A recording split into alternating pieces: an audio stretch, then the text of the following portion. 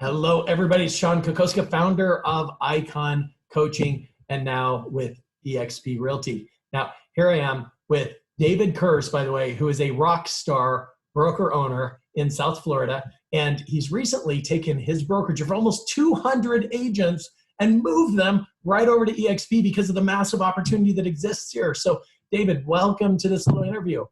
Thank you for having me, man. I really appreciate it. Honestly, it's an honor to meet you and speak to you, and to be on your show is going to be great. I'm looking forward to this. I'm right on, guys. Bring a lot to the table, man. No doubt. We're going to invest like 10 minutes. That's it. And we're going to talk through why would a small or medium-sized brokerage, in David's case, why would you come over to eXp when you've got all this opportunity as a broker owner? So, David, let's just go right to the gut. You ready? Let's do it. I'm ready. I feel like I'm speed dating. Why'd you move your brokerage of almost 200 agents over to eXp? What's in it for you? Opportunity. I think for me in particularly, there's a great opportunity for me to grow this business way bigger and much further with much larger reach than I ever could as an indie broker. That's number one. And I'm a big mind kind of guy. I see the big picture, right?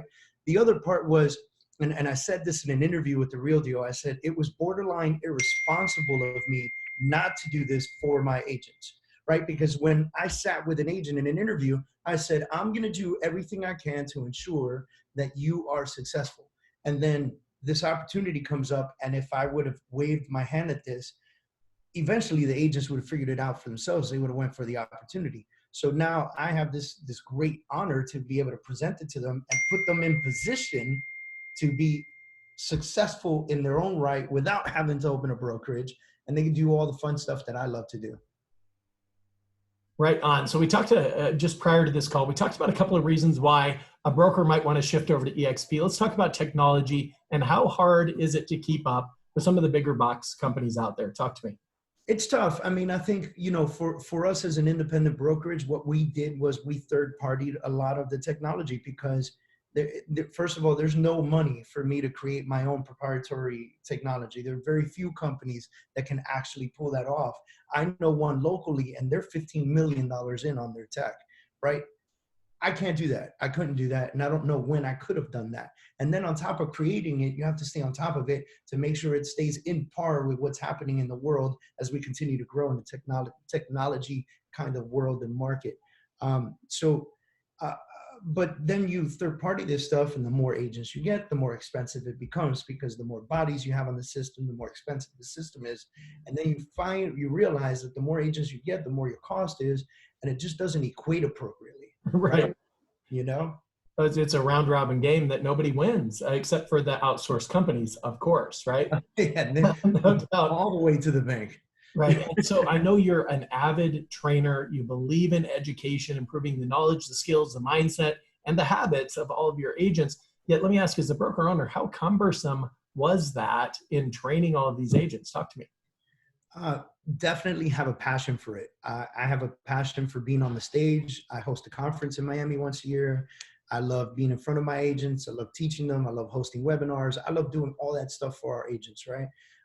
But it's extremely cumbersome on top of everything else that we're doing to come up with a curriculum. It's like I grew up with my mom. My mom's a school teacher, right? And she would always complain about doing lesson plans. I don't know if you know what those are, but teachers once a week have to sit down and create the lesson plan for the week and submit it to management so that they can approve it. And I felt like that's what I was doing week after week after week after week. I was trying to figure out this week's plans. What are they? And how will I implement them? And how will I teach them? And how do I make them effective? Oh, and by the way, create the PowerPoint presentation so that it works out too, and any handout material you might have. Right. On top of that, you've got to focus on recruiting agents, retaining agents, dealing with all the compliance issues, hoping to God you're not going to get a lawsuit, right? Right. No doubt about it. So one of the biggest challenges as a broker owner is this question: Could you foresee a future where you could literally step away from the brokerage and still be able to make money? I could see it because I hired right. I hired a great manager who essentially became the broker of record. However, it would have been a very long time from now, because yes, he did all the operational side of things, but for me to back away, I would have had to build this monster, right? And this monster, to even think about for a slight moment, making him the CEO of the company and me backing away, I'm talking 15, 20 years from now, right? This is grind work. And look, with all due respect to anyone who that's their plan, great. I just feel like with this opportunity, I can shrink 15, 20 years down to 2. And I don't know about you, but that's a huge difference. Yeah, one of the challenges in growing a brokerage is that generally speaking, you're kind of locked into a geographic territory, unless, of course, you've got the right talent. You can figure out how to expand to this location, that city, this state, so on and so forth. And very few brokers. There's 86,004 brokerages in the United States today alone. Now, yeah, 85,000 of them are in Miami, Florida. And 75,000 of them are right there in Miami. So you got to think about, well, what's the exit strategy? I mean, most brokerages or broker owners, they think, well, I'm going to build this to the point that ultimately someday I'll be able to sell it. Was that kind of your plan? It was our plan. We thought that maybe someday when we got quite big enough and quite attractive enough, someone would try to buy us out. And it happens all the time here in Miami. So you think about it. But I know I would have been bought out. I would have been expected to stay on board for X amount of time. I would have been expected to retain X amount of agents, or I wouldn't have gotten X amount of dollars. And I think that all of that comes into play, and it's very, when you have an opportunity like EXP, it becomes very short-term thinking, right? So I did get an offer on our brokerage, and we did decline it because when we did the math, it didn't make sense, and it wasn't life-changing. And so, and with that being said, even if that offer was 7 figures, it still would not have been life-changing. I have partners, we have taxes, we have all that other stuff, right? So once it boils down, I looked at what my cut would be, and I can't even buy the house I live in with that amount of money, let alone live the rest of my life. But when I look at an opportunity to be able to build something that's residual forever and ever, and I can continue to build it, and I can retire and continue to build it, and I could be 65 and take a private plane to a meeting with Sean Kokoska, and we're going to host some brokerage and we're going to get them converted. Like that to me is huge. And look, not for nothing, man. I'm not old, but I'm not young, right? I'm 43 years old. 10 years from now, I'm 53. I don't want to be on high octane at 53. I want to slow down, but I want to slow down where my entire family is good for a very long time. There you go. How did your overhead at the brokerage and rising costs, shrinking profits, how did that impact your decision? It was big, man. I got asked a question once and I didn't know how to answer it right away. And then I called the person back and I said, I've got your answer. The question was, why would you go from 90-10 split where you're the broker and you take 10% to EXP where you're only going to get 3.5 or 4%? And I was like, I really don't know how to answer that, except for I could see the big picture. I could see the longevity in this. Then I left and I thought to myself, I said, I don't earn 10%. I have 3 offices, emails, apps, websites, back-end office systems, marketing platforms. I have all this crazy stuff that I pay for. Telephone, coffee machines, Comcast, cable, freaking internet, coffee, copy machine. By the time it's all said and done, I'm lucky if I'm at 3%. Lucky if I'm at 3%. Here's the better part. If I can't afford the office anymore and I shut down the office, my agents who were a part of my Indy and my old model would say, well, if we don't have a place to work, we got to find a place to work. Now, I decided to keep my office because I like coming to the office and I can afford to do so. And all my agents are more than happy and welcome to come by. I even opened it up to all EXP agents anywhere. But the thought process is next year, if I don't want this office anymore, I don't have to keep it. And guess what? It doesn't affect anyone's business whatsoever. And that's huge for us. That is powerful, no doubt about it. So you think about the, outside of your market expansion, you do recognize EXP is now expanding into the UK, Canada, Australia. I mean, you can literally grow your brokerage almost, all over the world in 4 different countries so far. I asked Glenn Sanford, what's the vision? 10 years, what do you expect? He said 81 countries, 400,000 agents associated with EXP. You and I are going to be a big part of helping make that happen. I know that for a fact. I'm excited.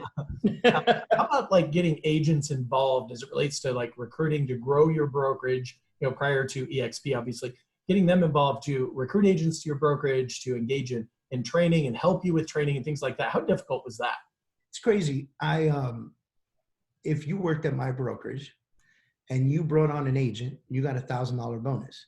The $1,000 bonus was done in two parts, $500 for each part for the first two transactions that agent brought in and closed, sales, right?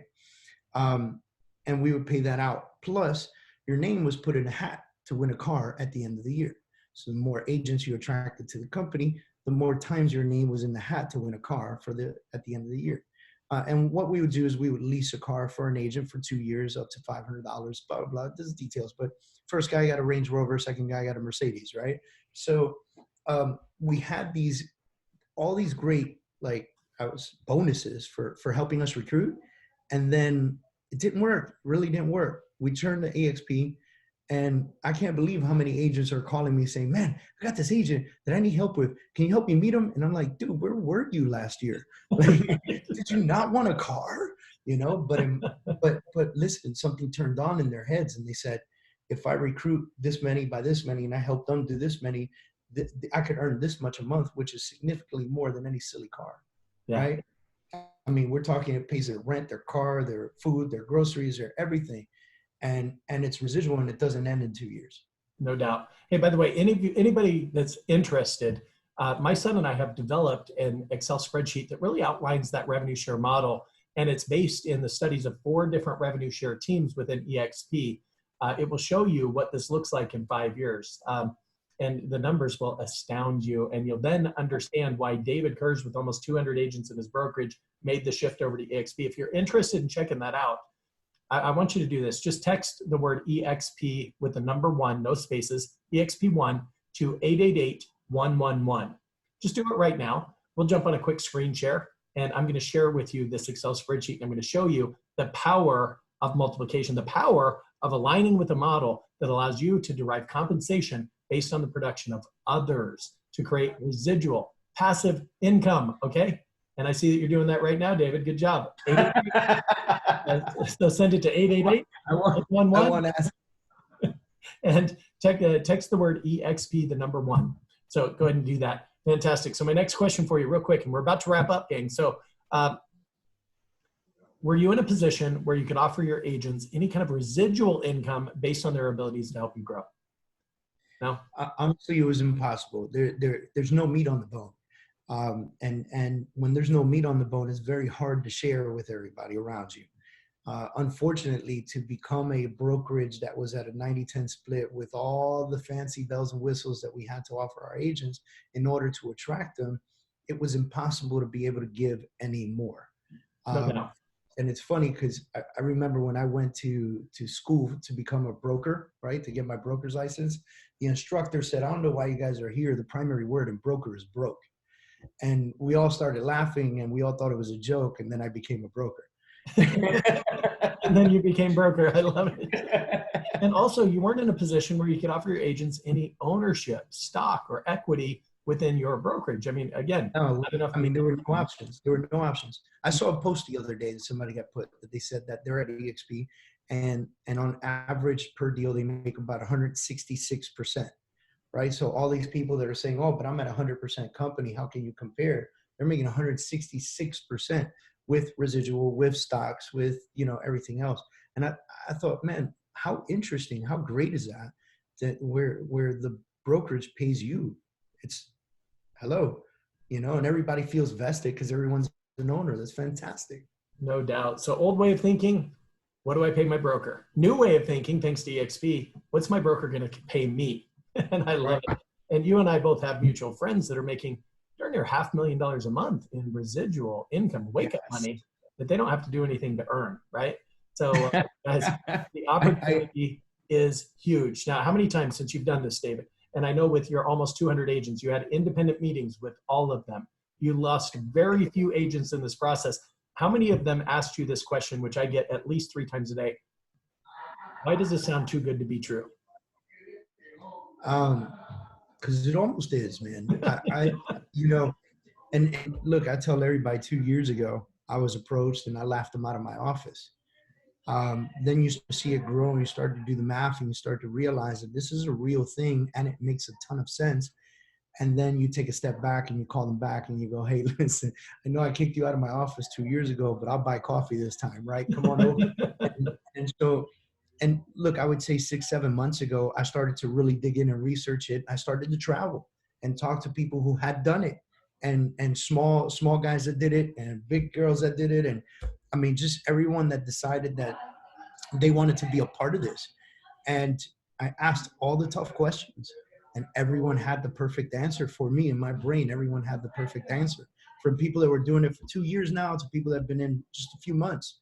And I said, there's something to this. I'd have to experience for myself, you know? And it's funny, I reached out to a top team here in Miami yesterday and he texts me back. He goes, yep, I was waiting.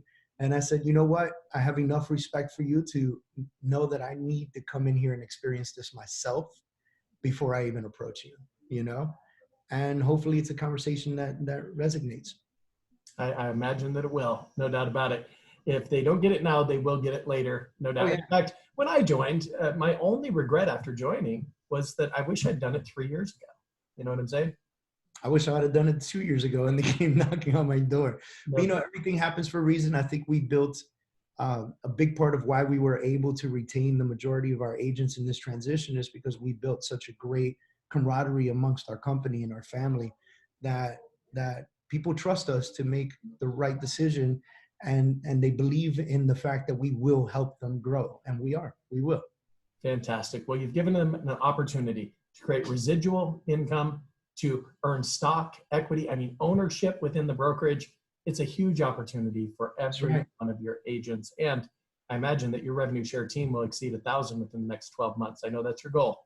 Yep. So let's make that happen. David, congratulations on making the decision. Thanks for taking the time to enlighten all of us. Once again, if you're interested, guys, just text EXP1 to 888-111. I'll show you that spreadsheet. It'll really get your gears turning, I promise you. And once you get your mind around the power of multiplication, then you're going to be just like David. You're going to come over here to EXP with us, and we're going to make a lot of money together. David, again, thanks for your time, buddy. Thank you. And everybody out there listening, you reach out because this is worth it for you. Way to go, David. Thank you, everybody. Bye-bye.